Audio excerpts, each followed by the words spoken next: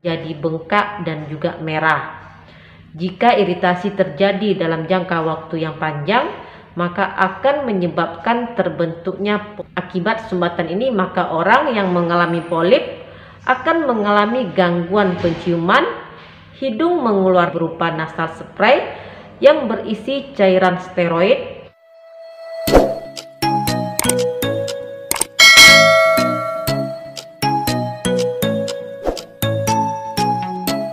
Assalamualaikum warahmatullahi wabarakatuh. Ketemu lagi dengan saya, Devi Febriani, perawat kamar bedah. Di video kali ini saya akan membahas mengenai polip hidung. Polip hidung ini merupakan benjolan jinak dan lunak, biasanya tumbuh dan berkembang di permukaan mukosa hidung dan pada sinus paranasal. Sinus paranasal ini berupa ruang berisi udara yang terhubung ke rongga hidung.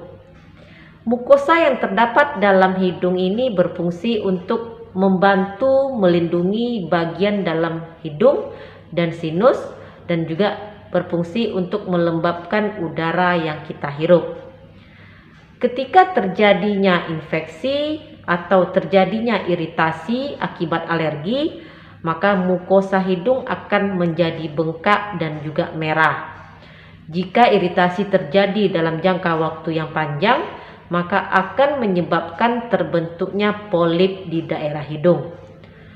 Polip nasal berbentuk menggantung, di mana tangkainya berasal dari muara sinus dan akan keluar dan bisa memenuhi rongga hidung itu sendiri.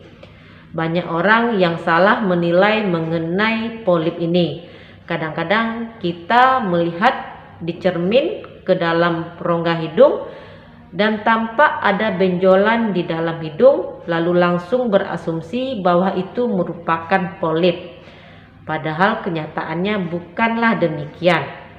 Yang dilihat itu merupakan konka atau kelenjar dalam rongga hidung, di mana kelenjar tersebut bisa membesar dan membengkak yang disebabkan oleh kondisi tertentu. Ukuran dari polip itu sendiri ada yang berukuran kecil dan ada yang berukuran besar dan berbentuk bulat menyerupai tetesan air mata, dan tentu saja dapat menghalangi saluran pernapasan jika tumbuh bergerombolan dan bisa tumbuh di satu atau kedua lubang hidung. Pada sebagian orang, polip bisa tumbuh tanpa ada masalah hidung sebelumnya. Ada beberapa faktor pemicu terjadinya polip hidung, diantaranya adalah infeksi sinus kronis atau berulang, kemudian penyakit asma, dan juga rinitis alergi. Lantas apa sajakah gejala dari polip hidung ini? Jika ukuran polip masih kecil, maka biasanya tidak akan menimbulkan gejala apapun. Namun jika polip tumbuh banyak dan besar, maka akan menutup saluran pernapasan dan akan mengakibatkan terjadinya sumbatan yang menetap pada hidung.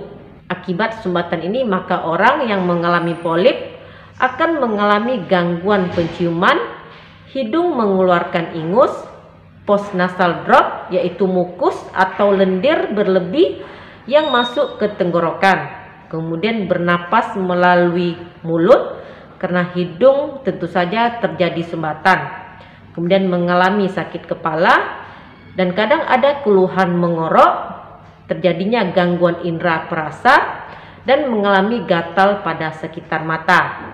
Penyakit polip hidung ini dapat menyerang siapa saja, tetapi lebih sering terjadi pada orang dewasa yang berumur di atas 40 tahun dan lebih sering menyerang pada kaum laki-laki dibandingkan dengan perempuan. Dan seiring bertambahnya usia, maka angka kejadian polip nasal ini akan semakin meningkat.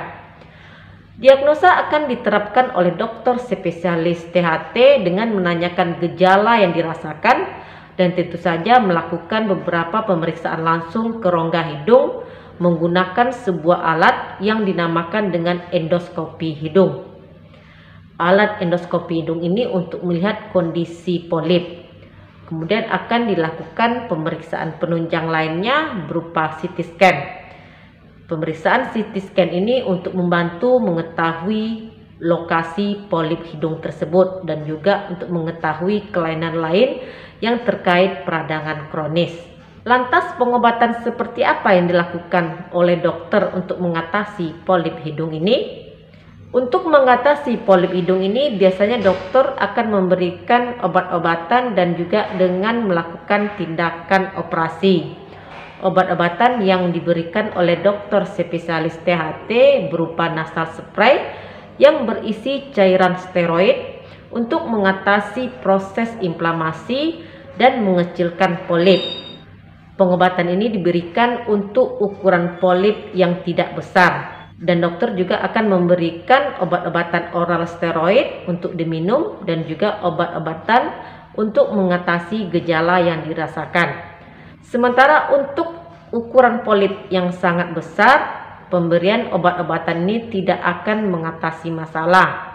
Biasanya dokter spesialis THT akan merekomendasikan untuk dilakukan tindakan pembedahan untuk mengangkat polip tersebut. Ini dinamakan dengan polipektomi.